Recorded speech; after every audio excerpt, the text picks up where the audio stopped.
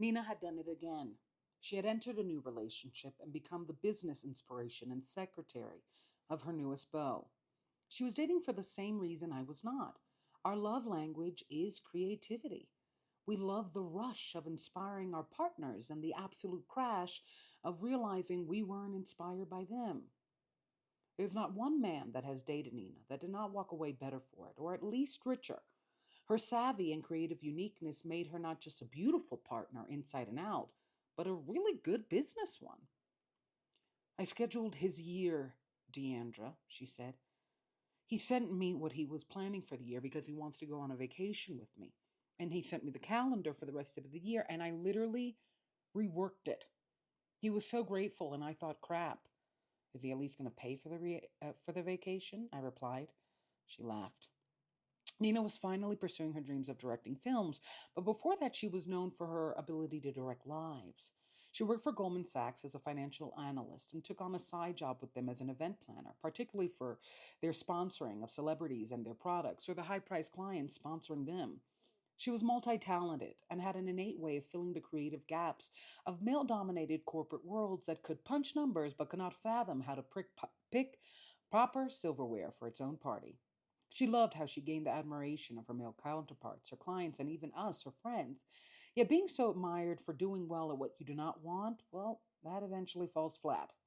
I think I'm going to David him, and I do not know how to control myself. I'm trying. I am, she said skittishly.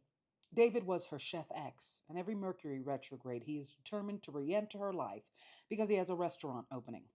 Their relationship was very business geared, but it was mostly his business because, unlike Nina, he dreamed and he went for his dream. Nina, in pure admiration, became his lover and secret creative director slash CFO. He grew enamored by her ability to level up his taste level in terms of vision and customer experience, while Nina felt a growing dread, a desire to close creative shop until she found someone that untapped her creativity. Eventually, David opened a highly successful, eventually Michelin rated restaurant and gave no credit to Nina. After all, she was just being the supportive girlfriend. But what killed Nina was that she did not care. She had been in that merry-go-round of relationships where she built a man like a bear, but bears ended up being more cuddly. I want to stop this, she said, tensing her jaw and voice. I don't want to heal people and make them better. I want to do that for me. I don't like me enough anymore to make people like themselves, she cried. Suddenly she was breaking down, and I was holding her because I understood what she meant and what she was about to discover. People who have the capacity to save others aren't saved by them. Those people are only saved by themselves. Okay, let's discuss. Let's heal. Um, let's start off with that last quote. I think that I do have a savior complex, but I do save people. I have always come in, in that final inning, right? I have always, the problem with me and Nina is that we are creative lovers. We have not gone for our dreams. We still, even now that we've declared we're going for our dreams, we're still struggling to actually go for them and give ourselves permission and boldness and confidence. And what happened is, I think with Nina, and the same way it happened with me via the Angel Reviews, is that we became really good at building people who pursue their dreams. And we're very smart, we're very creative. And Nina left the finance world in part because of that ability to, I think she just ended up filling like creative gaps at her job because she had a big girl job that paid her a lot of money, and I don't know the name of it because I don't know if it's a wordy title or I'm just dumb. Like, I don't know what was her role. I'm about to Chandler Bing her, but it was an economy. um and I she ended up like in event planning, and like then she got paid to be like a translator because she speaks perfect Spanish, and she just kept on finding new outlets to be creative and to shine in a world that felt dim to her and was not her plan. Because I think everybody does. Let me get the real job before I get the dream job. And we get frustrated because we watch people go straight for their dream job and see them make it a real job. And David was one of her exes, and he made spicy hot pierogies, and he was gorgeous and a great chef. But I feel like he was dead inside a little bit when it came to Nina. And I say that because my father always admired my mother's taste level. My father had horrible taste, and you could see that in Cookie Jar. Like he liked the most expensive, ugly thing. You tell him it's a $3,000 vase with like a Victorian history, and even though everybody says it's a cookie jar, it looks like a cookie jar, it walks like a cookie jar, he's gonna say it's a vase because that's the come mierda energy. It's the I'm a big deal. Look at what I can afford. Nobody needs to know I just don't feed my kids, right? And I think with David, he had that same energy of, I don't know if he admired, I don't know if he loved Nina or just admired the ways she made him love himself. And I think that's the danger of having your love language be creativity and inspiration, because you're going to not only attract creative, ambitious people, but you're going to attract people that don't attribute all that's great with you, if that makes any sense. Kind of like what I felt with my father is, he said I was loving, he said I was sweet, but he abused me because he had the capacity to separate all the light I was from me actually being, all the light I gave from me actually being it. She's loving, she's sweet towards me, but she's not actually loving. She's a bitch. And he would call me that all the time. The flip side of that is he would commit crimes and sins and ruin people's lives, but he wasn't actually a destroyer. He was a guy struggling, a little lost, had some traumas, but he's trying. And I think that ability to separate people from your light, from their light, and how it serves you comes from your own ability to separate yourself from your darkness and how you serve it. And with David, he really milked that cow. And he didn't even thank her as a girlfriend. It was like she did nothing. And I think what was very sad and difficult about that breakup is that it wasn't even one of her longest relationships. It was just such a burst of like creative energy and Captain Build-A-Bear here, Build-A-Man. And he walked away like really better for it. He's still doing well. I don't know when karma's gonna hit him, but it ain't hitting him now. He's doing really well. And she made him a multi-million plan on how to build a restaurant, how to build his future, and he took it. And he's doing well. And he doesn't say thank you to her every Mercury retrograde. He comes back uh, very conveniently for some creative spice slash sex, and she blocks him. At least she says she does. Who knows with these ladies? Anyway, I've made that mistake myself, and I understand her resentment because they walk away, and they don't walk away thanking you. They don't walk away at least trying to be friends. They just walk away. And it's on you because you gave to the wrong person. You didn't give to a grateful person, you gave to a person. Like you expected certain virtues like gratitude, kindness, loyalty, and they really just, oh, you're going to reschedule on my business here? Thanks. And I don't, I mean, people have different approaches.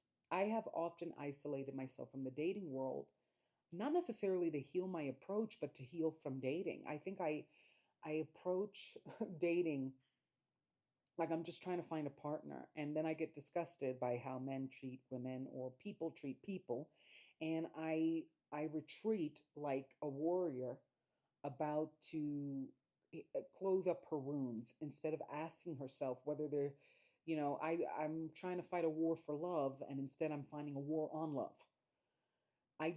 This is the first time I'm isolating myself from dating with intention, and it's been rough. Of course, you want a partner. Of course, the more you love yourself, you want to be loved by someone.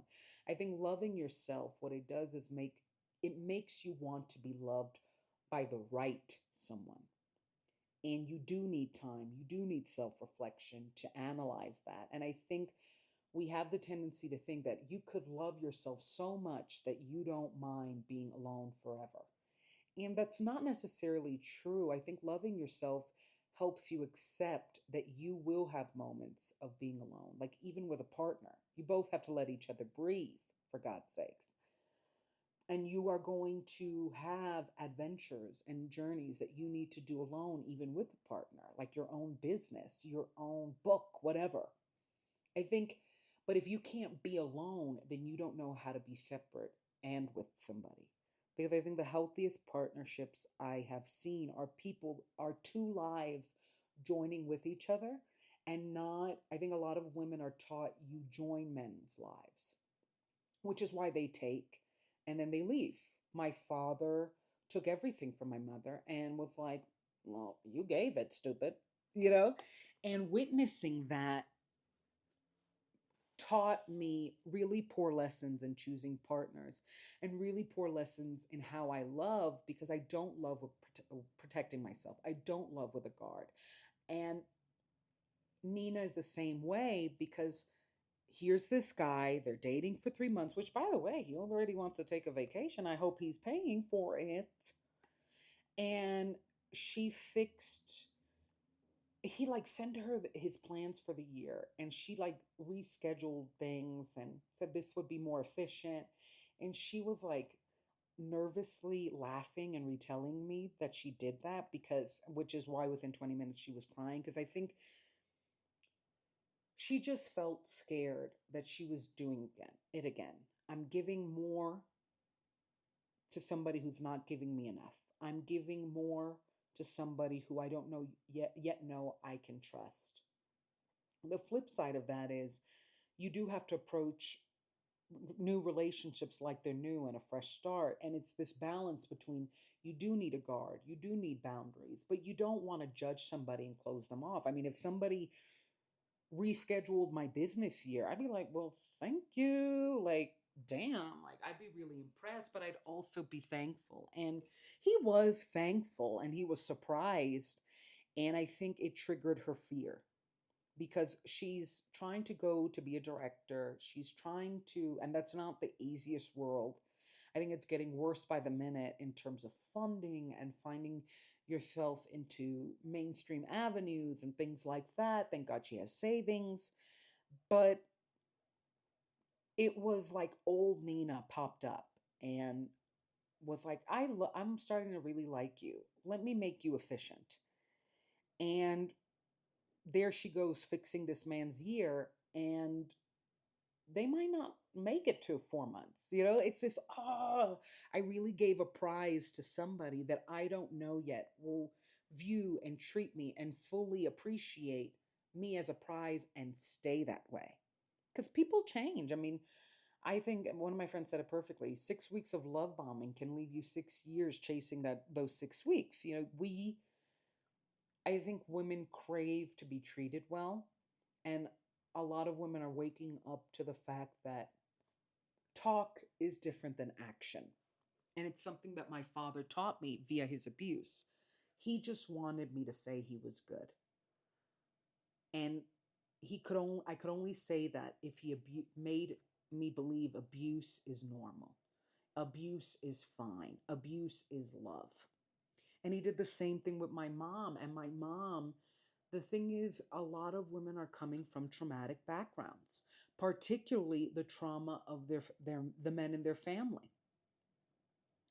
And I'm not going to get into Nina's dad, but let's just say he cheated.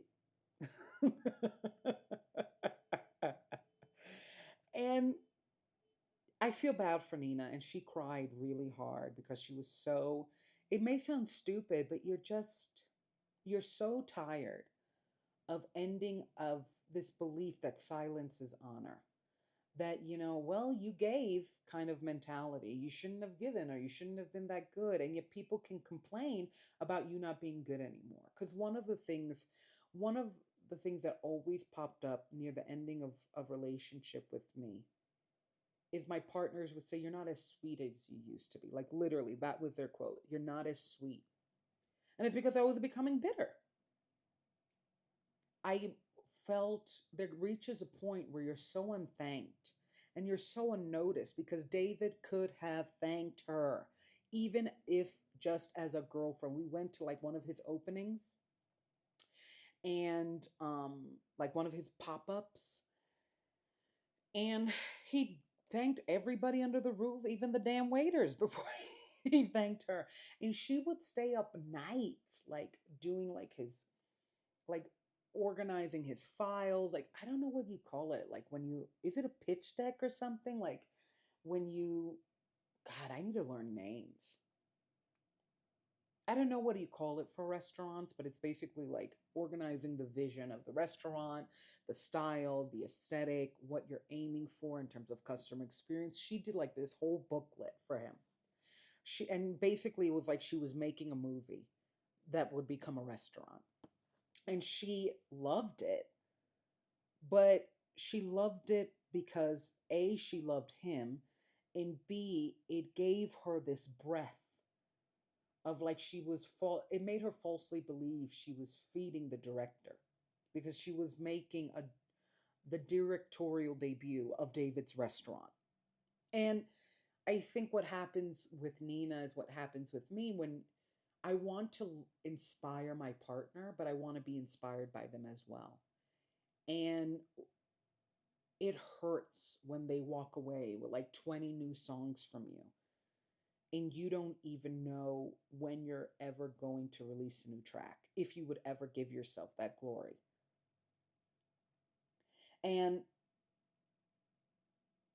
it's, I don't know how to explain it. It's just so scary and sad to think that your love is going to end, or the way you love is going to leave you empty handed again. And I don't know if they're going to last. I don't think they're going to last. I mean, I don't know if they're going to last. I don't think they're going to last. I don't know. I think one of the reasons I mention I isolate from dating is that I can only go through so much and still have a piece of me that's functional. Whereas Nina keeps on dating like she is a detective and she's going to figure this thing out. And she doesn't take necessarily breaks or long enough breaks, I think. I don't want to judge her because maybe we're both not getting it. Like isolating myself from dating hasn't necessarily helped me, in part because I've never been intentional with my isolation. I've really just done it out of exhaustion. Whereas I think Nina uh, is exhausted dating. You know, like she's just trying to, I'm going to keep on trudging and trudging until I find the right one without feeling like I'm the right one for myself. And, you know, you could get swept by your partner's life. You can really put everything down to build them. I look at John Mulaney syndrome. Watch, hear that episode. It There are men who will build their entire career off of you and leave you feeling off about yourself, and then do promos about how they're good and they got two new kids with their mistress turned wife, and really the people that know it's BS and he's an asshole, they're never going to be louder than the few male friends they have that are like, oh, they're going to do Netflix specials, you know? And if you've been through that beyond gender or whatever, I'm sorry, because it sucks to be loving when you don't love yourself. It sucks to be loving in your nature when you haven't had the experience, especially if you've gone through paternal abuse like me. You haven't had the experience of being loved enough to love yourself more. So check out datarecovery.com.